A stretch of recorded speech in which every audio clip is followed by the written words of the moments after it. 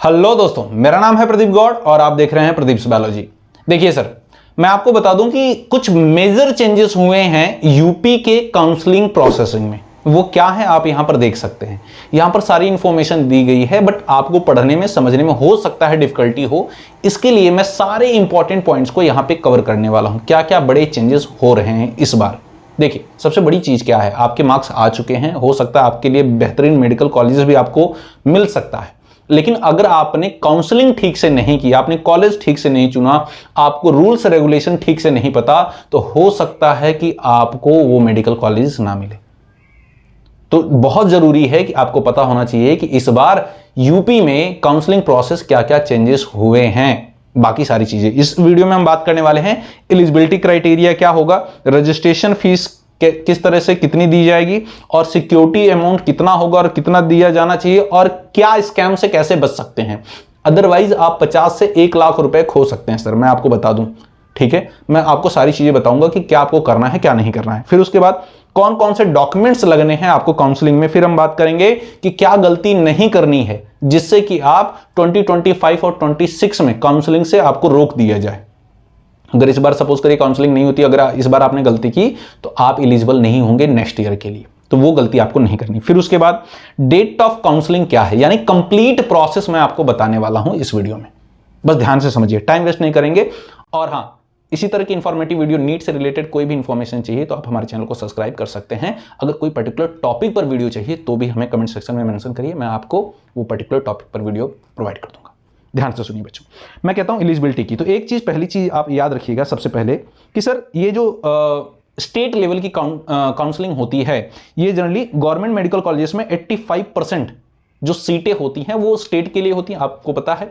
और 15% जो सीटें होती हैं वो ऑल इंडिया कोटा के लिए चली जाती हैं। तो ये जो स्टेट लेवल की काउंसलिंग है यूपी की, इसमें सिर्फ वही स्टूडेंट इन्वॉल्व हो सकते हैं या पार्टिसिपेट कर सकते हैं जो यूपी से बिलोंग करते हैं। अदर स्टेट के, अगर आप झारखंड, बिहार, दिल्ली, है ना, या फिर किसी अदर स्टेट के, है ना, गुजरात के, महाराष्ट्र के अगर आप स्टूडेंट हैं तो आप यूपी की काउंसलिंग में पार्टिसिपेट नहीं कर सकते, या फिर किसी भी अदर स्टेट के काउंसलिंग में पार्टिसिपेट नहीं कर सकते। तो पहली चीज हमने सीखी कि यूपी का बच्चा सिर्फ स्टेट लेवल की काउंसलिंग में पार्टिसिपेट कर सकता है। ठीक है, अच्छा, डोमिसाइल किसको जरूरत पड़ेगी और किसको जरूरत नहीं पड़ेगी। अगर कोई स्टूडेंट है जो 10th और 12th यूपी के किसी शहर से किया हुआ है, यूपी के किसी कॉलेज से किया हुआ है, तो उसको डोमिसाइल की कोई भी जरूरत नहीं है।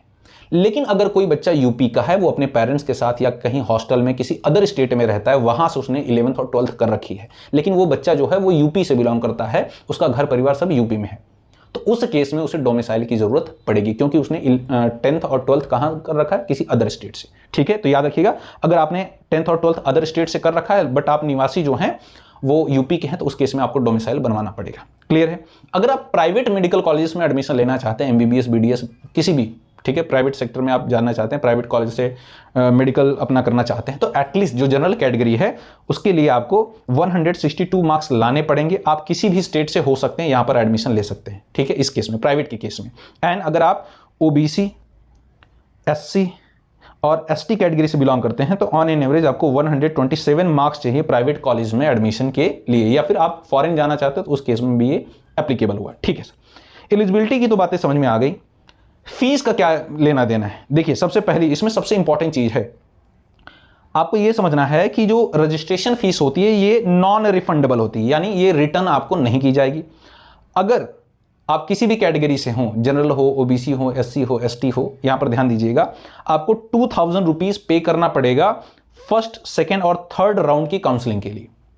ठीक है, अगर इसमें फर्स्ट, सेकेंड, थर्ड राउंड में अगर आपको कोई एमबीबीएस की सीट मिल जाती है तो ठीक है, आप वो ले लीजिए। नहीं तो अगर आप स्ट्रेट राउंड के लिए जा रहे हैं तो फिर से आपको रजिस्ट्रेशन फीस पे करनी पड़ेगी, जो कि होगी 1000 रुपीज। ठीक है, स्ट्रेट राउंड के लिए। आपको पता है 4 राउंड में इस बार काउंसलिंग होनी है। लेकिन मेरे बच्चों, यहां पर देखिए, वो तो आप करेंगे। अगर आपको कोई कॉलेज वगैरह मिलता है, ठीक है, आप उसे रिजर्व रखना चाहते हैं, तो आपको सिक्योरिटी अमाउंट देना पड़ेगा जो कि रिफंडेबल है। बट यहां पर ध्यान दीजिएगा, ओनली फ्रॉम योर अकाउंट, है ना, ये इसे जो सिक्योरिटी अमाउंट है इसे आप अपने अकाउंट से पे करिएगा।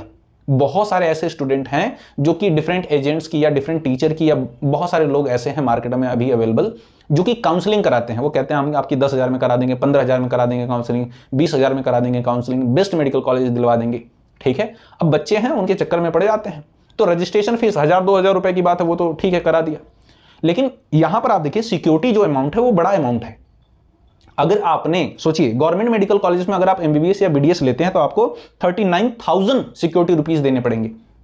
अगर आप किसी प्राइवेट से बीडीएस करते हैं तो आपको 1 लाख रुपीज देने पड़ेंगे सिक्योरिटी अमाउंट, और किसी प्राइवेट से अगर आप एमबीबीएस करते हैं तो 2 लाख रुपए आपको देने पड़ेंगे। अब ये सिक्योरिटी अमाउंट अगर आपने एजेंट के, जो काउंसलर है आपका, जो काउंसलिंग करा रहा है, अगर उसके अकाउंट में दे दिया, उसने अपने अकाउंट से ट्रांसफर किया कॉलेज को, तो अगर वो रिटर्न होगा, रिफंड होगा, तो आपके अकाउंट में नहीं होगा, वो रिटर्न होगा आपके काउंसलर के। हो सकता है वो बातों से कल को मुकर जाए, बोल दे कि नहीं रिफंड हुआ, तो फिर तो आपको दौड़ते दौड़ते हालत खराब हो जाएगी, और बड़ा अमाउंट है, और अक्सर बच्चों के साथ ऐसा होता है। तो प्लीज इन चक्कर में मत पड़िएगा। जब भी सिक्योरिटी अमाउंट डिपॉजिट करिए तो अपने अकाउंट से करिए कि जब रिफंड हो तो आपके अकाउंट में आ जाए। क्लियर है?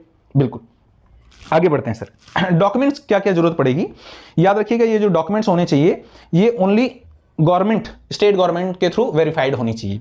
तो आप याद रखिएगा आपको 10th और 12th की मार्कशीट और उसके जो ट्रांसफर सर्टिफिकेट होता है टीसी, वो आपके पास होनी चाहिए, ठीक है। और ईडब्ल्यूएस ओबीसी सर्टिफिकेट आपके पास होना चाहिए, कैटेगरी सर्टिफिकेट होना चाहिए रिजर्वेशन के लिए। और याद रखिएगा ये जो सर्टिफिकेट है 1 अप्रैल, जी हाँ 1 अप्रैल के बाद, 1 अप्रैल 2024 के बाद का बना होना चाहिए, ठीक है। वहीं अगर आपने के पास एनसीसी का सर्टिफिकेट है तो सी सर्टिफिकेट बी ग्रेड का आपके पास होना चाहिए, तभी आप एलिजिबल माने जाएंगे और उसके लिए एप्लीकेबल होंगे। वहीं आगे हम बात करें कितने राउंड की काउंसलिंग होगी, तो हमें पता है 4 राउंड की काउंसलिंग होगी, बट इस बार चेंज क्या है सर, इस बार आप 3rd राउंड तक अपग्रेड कर सकते हैं। अब हर राउंड की बात कर लेते हैं। देखिए सर, पहले ऑल इंडिया जो कोटा होता है उसके 1st राउंड की काउंसलिंग हो जाएगी, उसके बाद स्टेट लेवल की 1st राउंड की काउंसलिंग स्टार्ट होगी, तो आप उसमें पार्टिसिपेट करेंगे। तो इसमें आप फ्री एग्जिट कर सकते हैं एंड अपग्रेडेशन के लिए भी जा सकते हैं। क्लियर है? फिर आप 2nd राउंड में जब जाएंगे तो यहां पर आप फ्री एग्जिट नहीं कर सकते, लेकिन आप अपग्रेडेशन के लिए जा सकते हैं, अपग्रेड के लिए जा सकते हैं। इसका मतलब क्या हुआ? इसका मतलब यह है कि अगर आपको 2nd राउंड में कोई सीट मिल रही है एमबीबीएस की तो आपको लेनी पड़ेगी। अगर आपने नहीं लिया तो जो सिक्योरिटी अमाउंट आपने 39,000 दिया है वो रिफंड नहीं होगा आपको, ठीक है। तो 3rd राउंड के लिए आपको फिर से सिक्योरिटी अमाउंट देना पड़ेगा, रजिस्ट्रेशन करना पड़ेगा, बाकी सारी चीज क्लियर है, ठीक है। 3rd राउंड में आप जाएंगे तो आपको मस्ट ज्वाइन, आपको लेना ही पड़ेगा वो सीट। अगर नहीं ले रहे हैं तो फिर से क्या करेंगे, वो सिक्योरिटी अमाउंट आपके लिए रिफंडेबल नहीं होगा। याद रखिएगा आप ऐसे एमबीबीएस की सीट बर्बाद नहीं कर सकते। लेकिन यहां पर सबसे ध्यान देने वाली बात है स्टे राउंड की, सबसे खतरनाक ये है सर। स्टे राउंड में अगर आपको एमबीबीएस की सीट मिलती तो 100% आपको लेनी पड़ेगी। अगर आप एमबीबीएस की सीट नहीं लेते हैं, मेडिकल कॉलेज की सीट नहीं लेते हैं, तो उस केस में आपको बैन किया जा सकता है, और साथ ही साथ आपकी फीस भी रिफंडेबल नहीं होगी सिक्योरिटी अमाउंट की, ठीक है। यहां पर देखिए अगर आपको सीट मिलती है तो उस केस में अगर आपने ज्वाइन नहीं किया तो उस केस में आप एलिजिबल नहीं होंगे नीट 2025 और 6 की काउंसलिंग के लिए। इस चीज को ध्यान दीजिएगा, ठीक है। तो ये चीजें हैं। आगे समझिए कि सर कब से काउंसलिंग स्टार्ट हो रही है। देखिए ऑल इंडिया कोटा की 1st राउंड की काउंसलिंग के बाद स्टेट की 1st राउंड की काउंसलिंग स्टार्ट होगी, जैसा कि मैंने बताया। तो ऑल इंडिया कोटा की 1st राउंड की काउंसलिंग अप्रॉक्स मैं मानकर चल रहा हूं 10 to 15 अगस्त के बीच में स्टार्ट हो जाएगी।